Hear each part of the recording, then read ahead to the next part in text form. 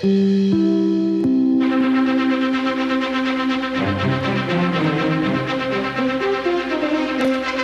morning, I'm Frances Rivera. We are coming on the air with breaking news this morning. NBC News has just confirmed that Pope Francis has died. Head of the Catholic Church, leader to more than 1 billion believers, has now died at the age of 88. The pontiff's death announced via a statement a short time ago from the Vatican. His death now sets off a centuries-old chain of events to mourn his passing, also arranging his funeral and prepare for the election of a new pope. The pontiff leaves a legacy as a transformational leader who left a profound impact on the church since his election more than a decade ago in 2013. Pope Francis made major strides in the church's advocacy for the poor and embrace of global diversity, including the appointment of women to leadership roles and approving blessings for same-sex couples. Tom Yamas has a look back at the remarkable life of Pope Francis, his stunning rise to the head of the church, and what made him so beloved. The People's Pope, from the beginning, embraced a papacy of humility, choosing the name Francis after Francis of Assisi, the 13th century patron saint of the poor. The day he was elected in 2013, appearing before crowds dressed in a simple white cassock and an iron cross, not the traditional gold. He used his pulpit to highlight the plight of the sick, the poor, and the forgotten. No surprise from a man who, as cardinal in Argentina, lived in a small apartment, rode the subway, and cooked his own meals. He could understand regular people. I'm an ordinary person, an ordinary guy with an extraordinary job. And I think that the message was, I am one of you. He was born Jorge Mario Bergoglio in Buenos Aires, the eldest of 5 children of Italian immigrants. As a young man holding jobs as a bouncer, a janitor, and studying chemistry before entering the seminary. When Pope Benedict retired, Bergoglio was seen as a cardinal whose time had passed, and at 76, too old. But he went on to make history as the first pope from Latin America, and the first in nearly 600 years to follow a retirement. Francis took over a church often at odds with the secular world. He came into the church at a time in which there was tremendous crisis, both internally and externally in terms of its reputation. And he, in a sense, rebranded the Catholic Church. At a time when the church really needed a facelift, he provided it. Just months after his election, saying something revolutionary for a Catholic Church leader, that the church must welcome the LGBTQ community. If a person is gay and seeks God and has goodwill, who am I to judge? Francis shaped a church leadership tilting more towards the developing world with his appointment of 21 new and diverse cardinals in 2022. He expanded roles for women in parishes and at the Vatican, but didn't budge on making them priests. Considered allowing married priests in remote areas, but ultimately didn't. Though he didn't turn away from taking on controversial causes, calling couples who had pets instead of children selfish, and as the first pope to address a joint session of Congress, challenging the U.S. to open its arms to refugees and abolish the death penalty. When failing health led to rumors of retirement, the Pope, who ministered to the poor of the world, said simply, leave a legacy of good, not just goods. The Vatican announcing in an official statement that at 7:35 local time, Pope Francis has died. Let's turn now to Claudia Lavanga in Rome. And Claudia, this comes after Easter Sunday, where the Pope did make an appearance before the faithful in St. Peter's Square on Sunday. That's right, Francis. I'm literally heading back to the Vatican now. I was there only 10 hours ago. I was reporting on Easter celebrations, and I was also reporting on how it looked like the Pope was recovering somehow from that time he spent at the hospital with pneumonia. Yesterday, not only he made a surprise appearance on the balcony, on the central balcony of St. Peter's Basilica, he only managed to say a few words, but at the same time, we noticed how he was not wearing anymore those nasal canisters that he has used since he left hospital to help him with the intake of oxygen. And we took that as a sign that he was improving. Also, he managed to say a few words, Happy Easter, and so forth. He gave a blessing. And even for the first time since he left hospital more than a month ago, he took a tour of St. Peter's Square on the Pope Mobile to greet the crowd. So all of those, we thought were signs that he was recovering. So it came as a massive shock to us and to, I'm sure, Catholics around the world that he was pronounced dead this morning, Francis. And certainly, Claudio, he had made a few public appearances in the last few weeks since his release. I know doctors ordering him to stay and take care of himself, so a 38-day stay in the hospital as well. He did make that surprise appearance through St. Peter's Square with the crowds chanting, "Long live the Pope," even stopping to bless babies, out a little shy of an hour there. Talk to me about the faithful and their reaction after knowing that he was hospitalized with this near fatal sickness and suddenly out and even sounding and appearing stronger than he had been. Well, here's the thing, Francis. When he left hospital in the middle of March, the doctors strongly advised him to rest for at least 2 months and avoid contact wherever he could with people, especially children, because as we know, of course, it is easier to catch, anything, bugs, flus from children. And he kind of respected that for literally a week, and then he started to make appearances. He came out, he was among the crowds, he was meeting the children, as we saw yesterday. So he didn't really listen that much to the doctor's advice, but that was Pope Francis. I mean, he was not a pope that was, taking care of himself or worrying about his health. He was more like, the Pope. He was the people's pope, as Tom said in his package, and all he cared about was to perform his duties as pope and be among the flock, be among the people, as he's always done. So he may have taken a risk there, but we don't know yet the details. We only know that he was pronounced dead this morning, 7:45, which is 1:45 Eastern your time, and we hopefully will get more, but certainly the expectation is that this came out as complications from the pneumonia that he's been suffering from for a long time now, Francis. And before his appearance in St. Peter's Square on Easter Sunday there in Rome, he was able to meet with Vice President J.D. Vance that lasted for just a few minutes. Tell us about that visit. Yeah, that's right. The Vatican yesterday said that prior to Easter Mass, they managed to see each other literally for just a few minutes.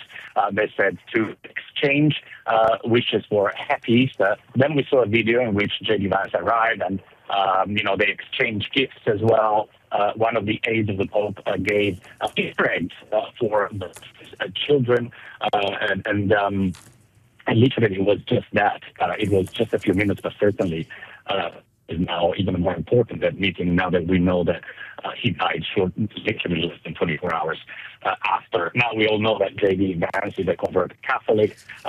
They had a bit of a spat with Pope Francis at the beginning of the year when Vance kind of appeared to justify Trump's devastation and immigration policy and said, the Catholic teaching is that you should care about your family first, your fellow citizens next, and then the rest of the world. The Pope kind of corrected him 2 weeks later from the U.S. bishop saying that that's not true.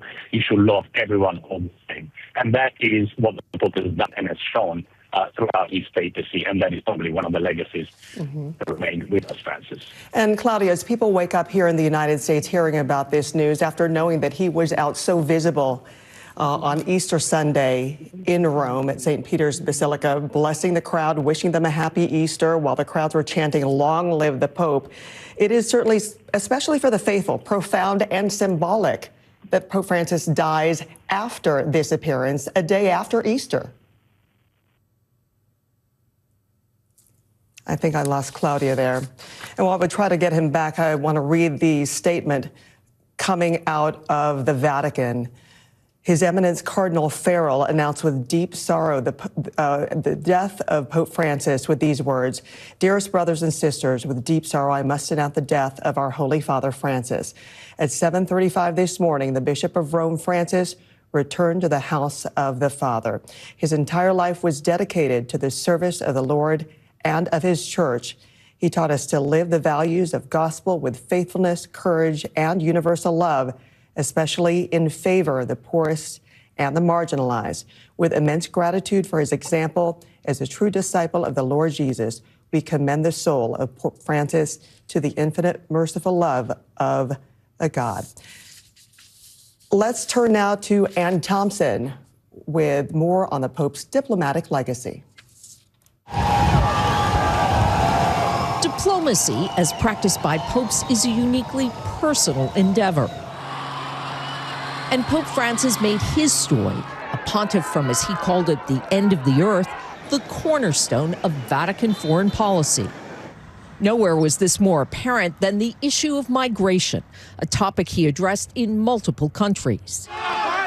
In 2016, he traveled to Ciudad Juarez on the U.S.-Mexico border to call for compassion and aid, praying for asylum seekers who died just yards from the United States. Saying those who sought to build only walls and not bridges were not Christian. He has this in his gut. He is a product of immigration, his Italian forebears having gone to Argentina because they were poor. They didn't have enough to eat. It's as simple as that. So he has immigration in his blood, in his DNA. What was his greatest asset on the world stage? I think sincerity. He said what he felt and what he believed without taking too much consideration into the repercussions that it may or may not have on the political scale, on the political scene. Francis also focused his attention on conflicts and issues the world often preferred to ignore, becoming the first pope to travel to an active combat zone, the Central African Republic's brutal civil war. Francis did not shy away from the dramatic gesture. At a meeting of rival South Sudanese leaders, he kissed their feet, imploring them to respect their ceasefire agreement. Reaching across religious divisions was a priority in the later years of Francis's papacy. Meeting in 2021 in Iraq with Shiite leader Ayatollah Ali al-Sistani. While visiting the city of the birthplace of the prophet Abraham, he forcefully denounced extremism. We believers cannot be silent when terrorism abuses religion, he said. No conflict seemed beyond help for Francis. In 2014, visiting the separation wall, a symbol of Israeli oppression to the Palestinians.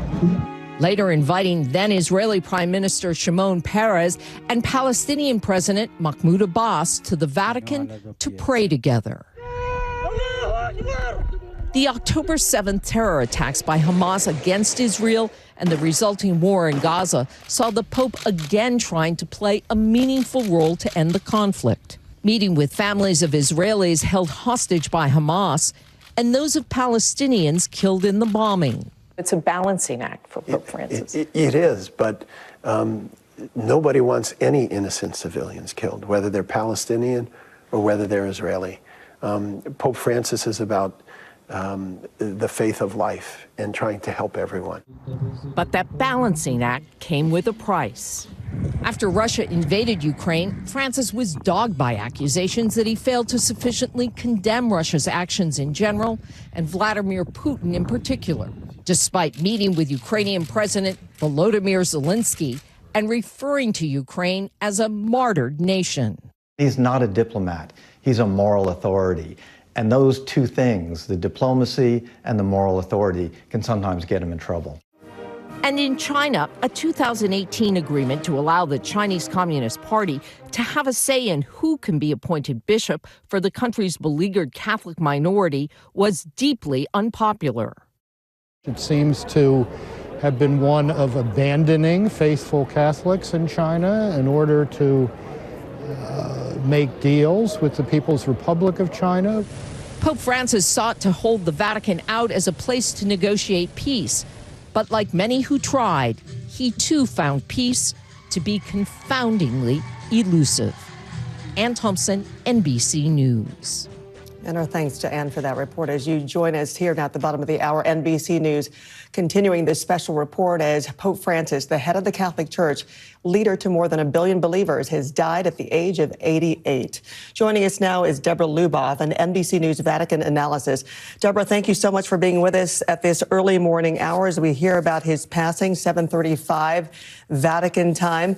Talk a little bit about his appearance that he made in St. Peter's Square. The faithful so so happy and thrilled to see them. Many chanting, "Long live the Pope," many seeing his appearance as a miracle after he had been hospitalized for so long for double pneumonia, which was near fatal. Talk about this and how many will see it as profound and symbolic that his death came after Easter Sunday.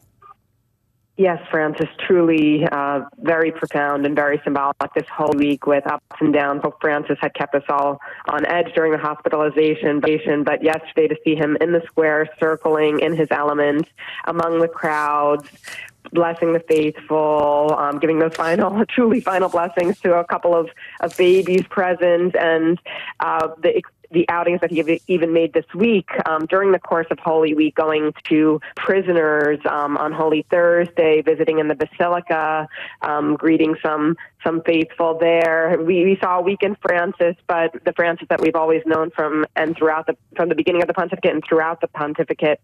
And today is Pasquetta in Italy.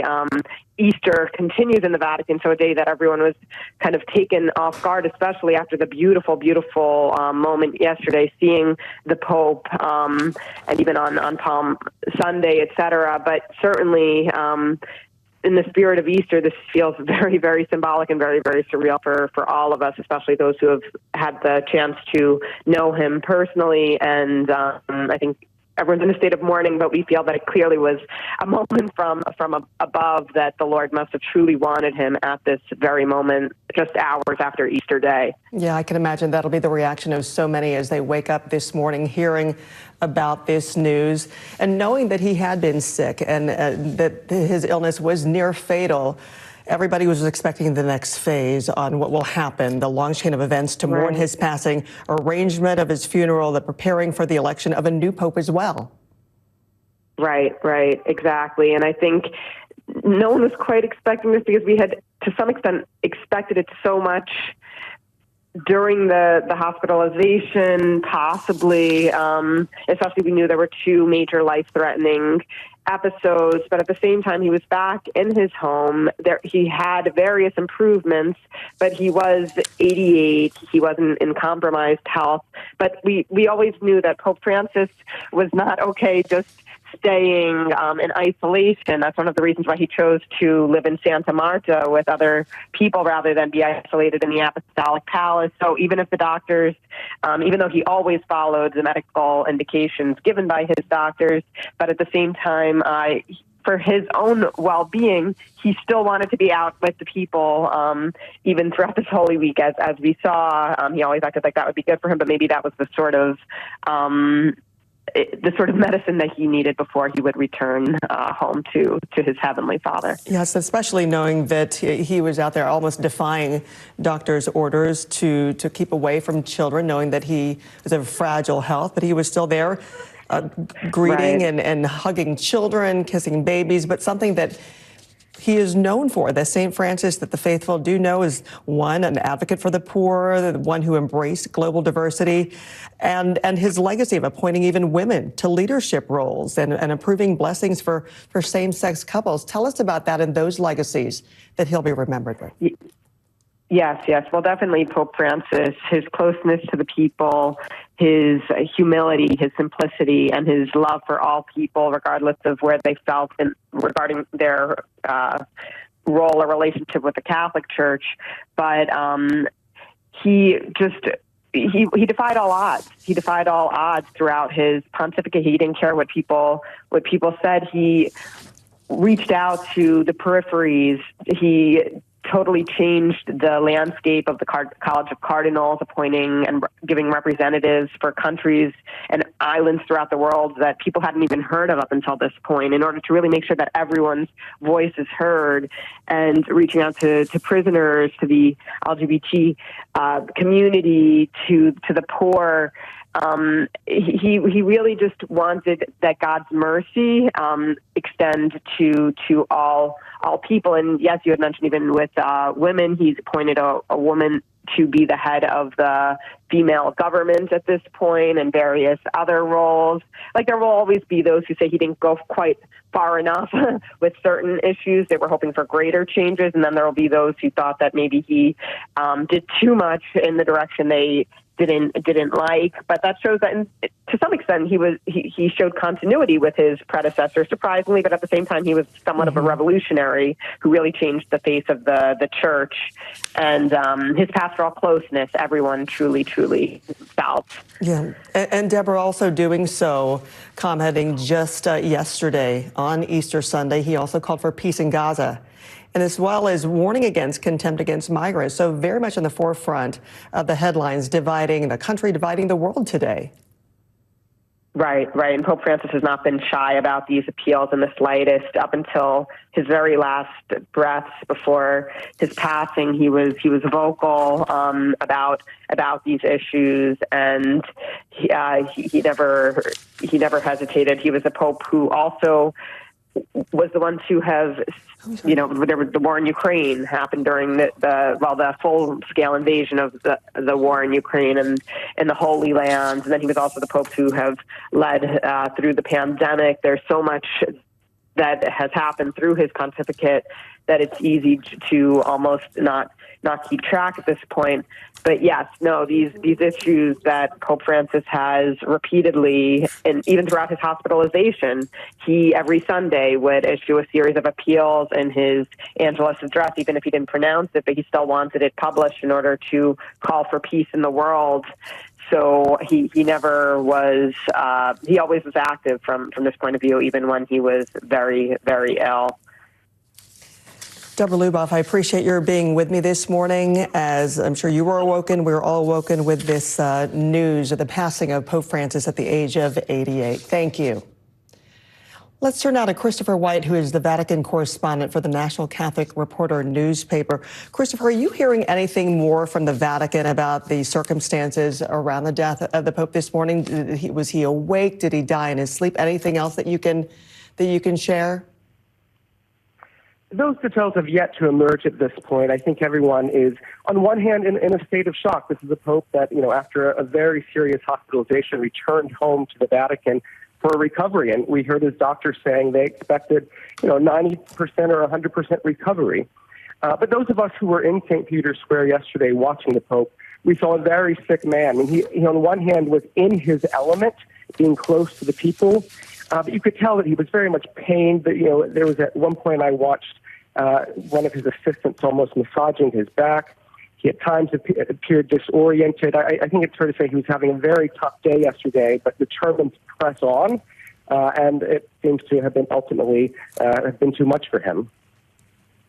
I can imagine that's the case, even though there's some reports that he still was speaking with a stronger voice than we heard. Talk about his last few appearances that we've seen. We know that he did not celebrate or participate or preside over Easter Mass, but he made that appearance, was out and about in St. Peter's Square for a little shy of an hour, about 50 minutes, where he did surprise the faithful there by appearing in his Pope-mobile riding through St. Peter's Square. Talk about how his appearances have been and his health had appeared in the last few appearances. His last few appearances were vintage Francis. This was a Pope who 12 years ago came in as a maverick, doing it his own way. And we saw him go out as a maverick. He made these surprise visits almost every other day of the past 2 weeks. One day he was meeting with King Charles and Queen Camilla. The next day he was in St. Peter's Basilica passing out candies to small children. This was a Pope who was determined to just be on the go, to be close to people. And what we saw in these appearances is a weakened Pope. I mean, there was the signature smile that we had all become so familiar with these past 12 years. But there was also just the recognition that this was a very tired man. He had great difficulty moving his arms. His voice was quite weakened and raspy. And so this was obviously a Pope that we saw, diminishing in front of our eyes, at the same time being true and authentic to who he is, a man of the people and a pastor at heart. Given his frail state, he was able to meet briefly at his hotel with the Vice President J.D. Vance on his way to the Basilica.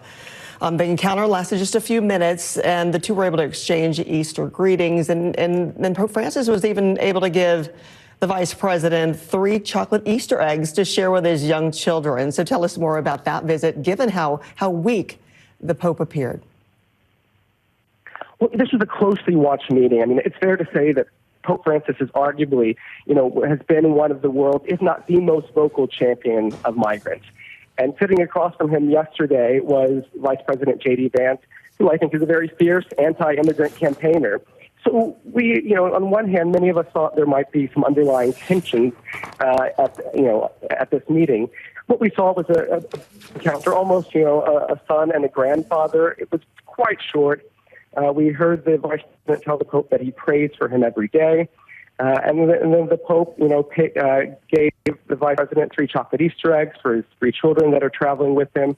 And then he gave the Vice President a necktie. I think it's fair to say there weren't any serious policy discussions taking place in that conversation. It was, I'd say it's fair to couch it as a son and a grandfather type meeting, very, very cordial. Certainly touching as the images we're seeing now, touching as well of his appearance. Christopher White, the Vatican correspondent for the National Catholic Reporter newspaper, I appreciate your time early this morning. Let's turn back to Claudio Lavanga, who is now at the Vatican. And I'm sure, Claudio, as it is morning there and here in the United States, people are waking up to this. The faithful are, as we could see, are beginning to gather.